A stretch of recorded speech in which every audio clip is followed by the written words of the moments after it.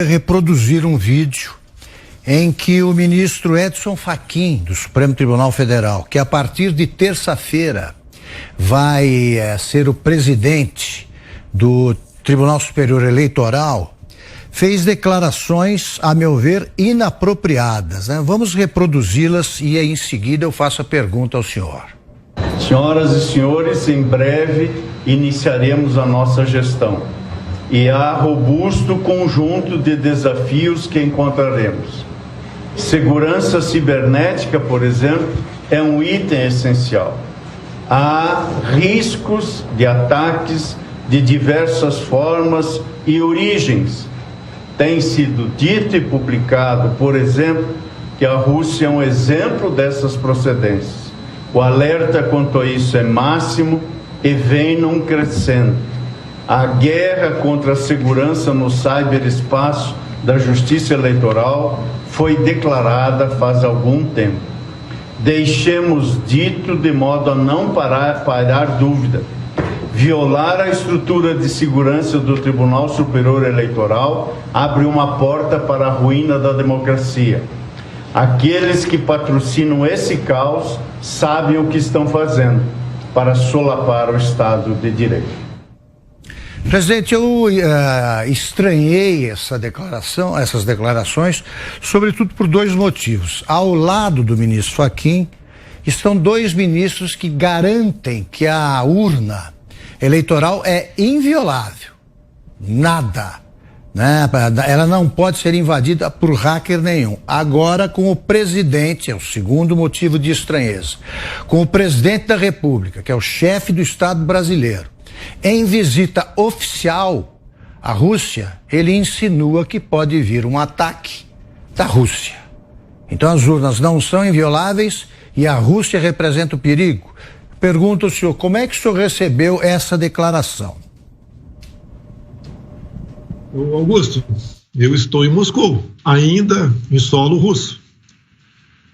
Uma crítica de, na verdade, três autoridades que integram o Supremo Tribunal Federal e, por coincidência, também integram o Tribunal Superior Eleitoral.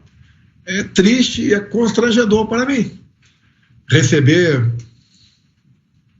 acusação de como que se a Rússia se comportasse como um país terrorista digital. Eles têm certeza, né? O Fachin, o Barroso e também ali o senhor Alexandre de Moraes, que eu estou na Rússia. Isso é lamentável, esse tipo de declaração. Confesso, se não visse as imagens, fosse uma matéria escrita apenas, eu ia falar que era um fake news. Agora, como você bem disse, se as urnas são invioláveis, se todo o processo eleitoral é garantido, por que temer possíveis hackers? E dizer que hack existe em praticamente todos os países do mundo. Até em Cuba tem hackers. A inteligência cubana trabalha em cima disso. Venezuela também tem. Posso citar aqui, acredito que não exista país que não tenha um hacker. E tem muito hacker que não se intitula desse ou daquele país. Cuidam dos seus negócios escusos com quem lhe paga mais. Agora, realmente, o próprio ministro Fachin acaba de comprovar, no meu entender, que ele não tem confiança no sistema eleitoral. Eu não sei o que está passando na cabeça deles.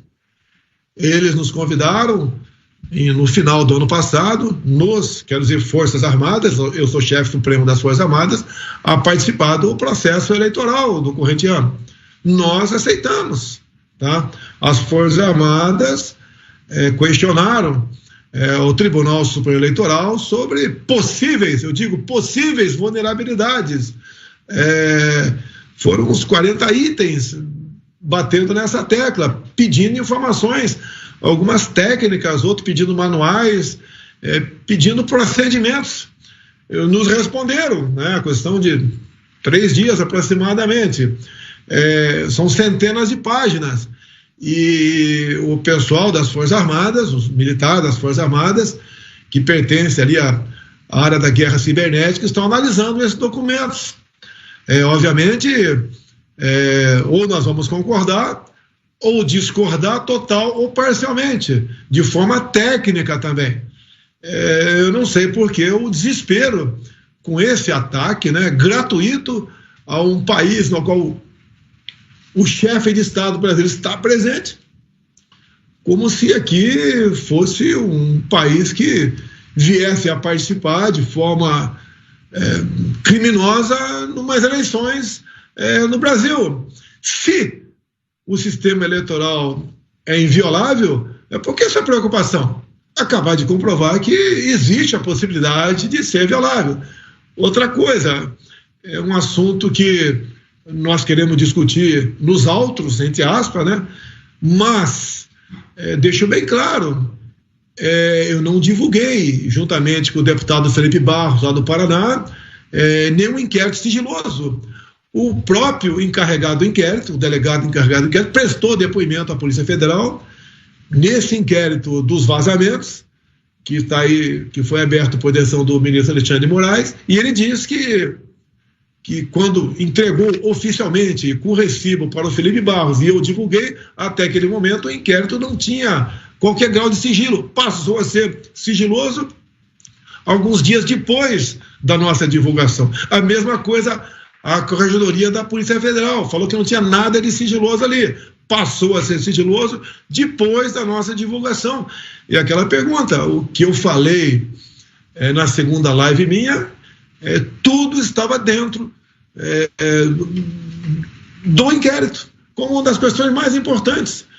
Quando, depois de vários meses frequentando esse grupo de hackers, os computadores do TSE, passeando pela alma do TSE, depois das eleições, como eu ganhei, eu não quero divagar agora, o que está escrito nesse documento, né? Quando acabou as eleições, houve uma denúncia de um hacker de possível manipulação de dados, onde a então presidente Rosa Weber do TSE imediatamente mandou abrir o inquérito.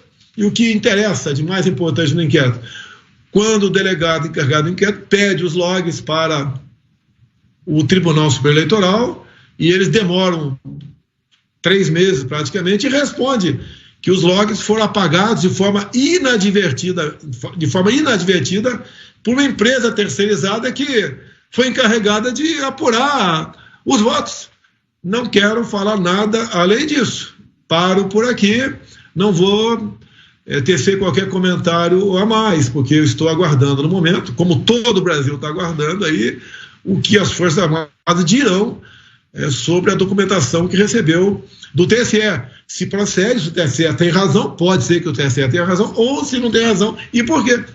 E os próximos passos será dado pelas nossas Forças Armadas. Agora, é lamentável essa declaração do ministro Fachin nesse sentido. Deixo claro, na última segunda-feira, o ministro Fachin, juntamente com o ministro Barroso, foram ao meu gabinete, pediram audiência, nós concedemos, foram em meu gabinete, por coincidência, estavam lá o ministro da Defesa, os comandantes de força, o chefe do Estado-Maior Conjunto, e nos cumprimentamos, e apenas o ministro Fachin falou naquele momento. Eu me dirigi a palavra 2 vezes ao ministro Alexandre, ele não respondeu, e quando saíram dali, eles foram ao Senado,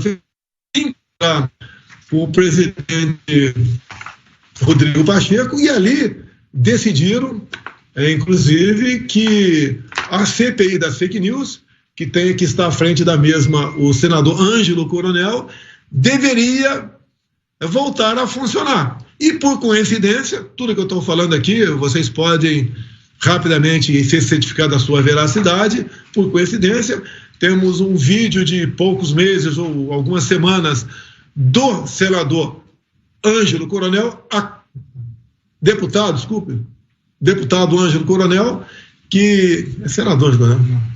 Senador, presidente. Senador Ângelo Coronel,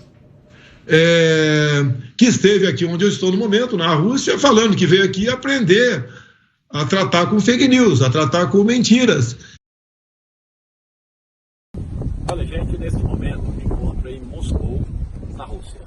Aqui dentro do Kremlin, está aqui ao fundo aqui o palácio do presidente Putin, ele administra esse grande país, país, a cidade tem 11 milhões de habitantes.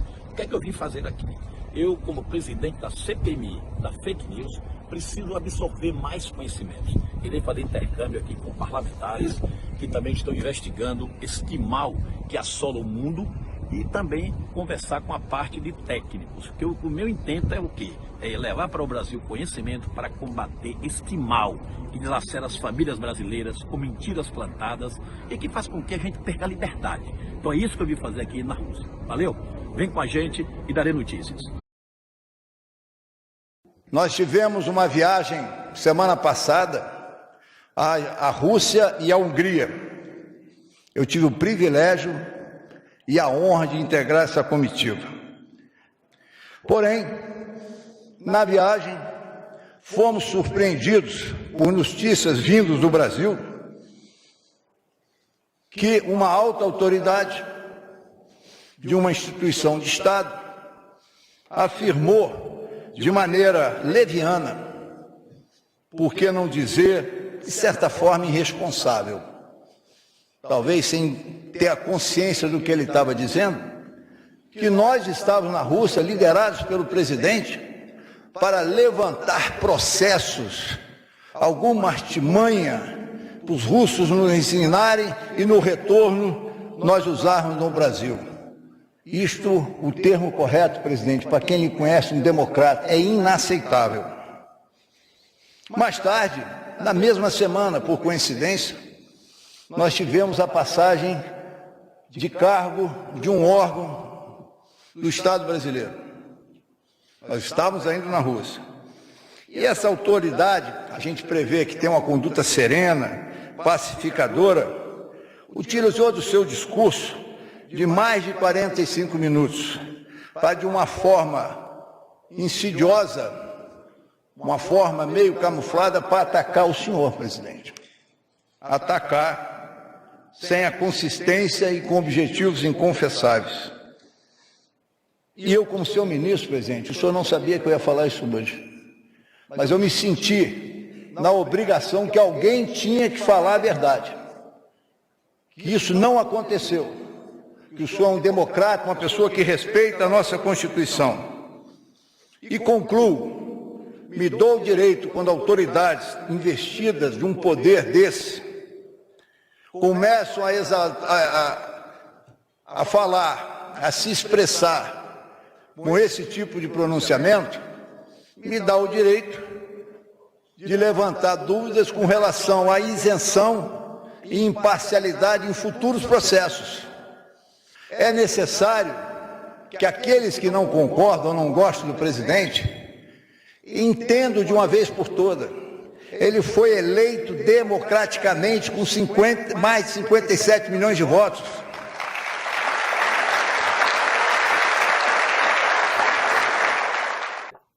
Segundo o Edson Fachin, alguns hackers russos estão tentando invadir o sistema eleitoral brasileiro.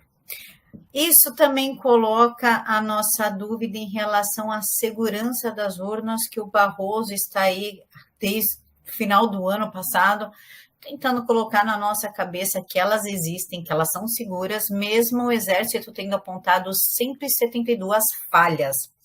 Como você vê isso? A gente realmente está sob ataque de hackers russos para manipulação das eleições? Qual seria o interesse da Rússia nisso? Olha, Camila, é tanto absurdo que eu não sei nem por onde eu poderia começar a priorizar, né, a hierarquizar a informação, que é muita irresponsabilidade. Primeiro, que é um membro do judiciário, de uma alta corte, ele jamais deve se pronunciar.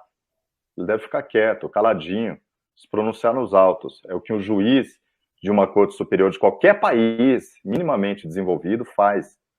Qualquer civilização, os juízes não ficam dando pitaco em entrevista, em rede social, ficam fazendo discurso com acusações contra uma nação estrangeira. Passou da irresponsabilidade. Isso foi molecagem do ministro Fachin. Né? Isso não se faz no momento em que o presidente do seu país, o presidente da República, que é de outro poder, está visitando uma nação estrangeira, você faz uma acusação sem documentação nenhuma. São alegações. Da mesma forma que existe o gabinete do ódio, existem esses hackers russos. Não existe prova, não existe materialidade, não existe pessoa, não existe grupo, não existe imagem, não existe gravação, absolutamente nada. Ele simplesmente vem e diz isso de um tribunal que, eu insisto, não deveria existir. Ninguém está falando de fechamento do TSE, e sim da extinção. Ele não deveria existir, como ele não existe em nenhum país. Isso seria legal, né? Você tem comissões eleitorais em outros países, mas você não tem tribunais eleitorais. Se foi criado um tribunal exclusivamente no Brasil, é porque já existia interesse no que ele deveria fazer no futuro. Então entendam isso bem claramente. Ninguém quer fechar a justiça brasileira. Não. Querem que eles trabalhem de acordo com a Constituição brasileira. E que, se não trabalhar, que saiam, né? Ninguém quer fechar tribunal nenhum. Então, que isso esteja bastante claro. Foi extremamente irresponsável, deselegante, não correspondeu ao mínimo da diplomacia brasileira e é extremamente perigoso, porque é um ano de eleição. Como é que você faz uma acusação leviana, você sendo, ao mesmo tempo, ministro do Tribunal, do Supremo Tribunal Brasileiro, do STF, e prestes a assumir a presidência do Tribunal Eleitoral? Você não pode dar uma declaração como essa, você tem que agir, atuar, trabalhar, e se houver, sim, alguma suspeita com fatos que levam a essa suspeita, aí você pede para investigar. E você cumpre com o seu papel. Essas declarações atrapalham muito. Quer ver, senhor Fachin, com uma forma de você combater fraude na eleição? Voto impresso auditável. Simples. Acaba com qualquer problema. Não vai ter hacker, vai ter voto impresso auditável, as pessoas contam, e aí estamos tranquilos, não é? Mas a gente sabe como a banda toca aqui, Camila. Então é extremamente complicado. Nós estamos num ano eleitoral e isso faz parte de talvez algum plano que nós vamos descobrir no futuro. Espero que os ministros do TSE não se manifestem mais. Trabalhem, porque eles são muito bem pagos para isso.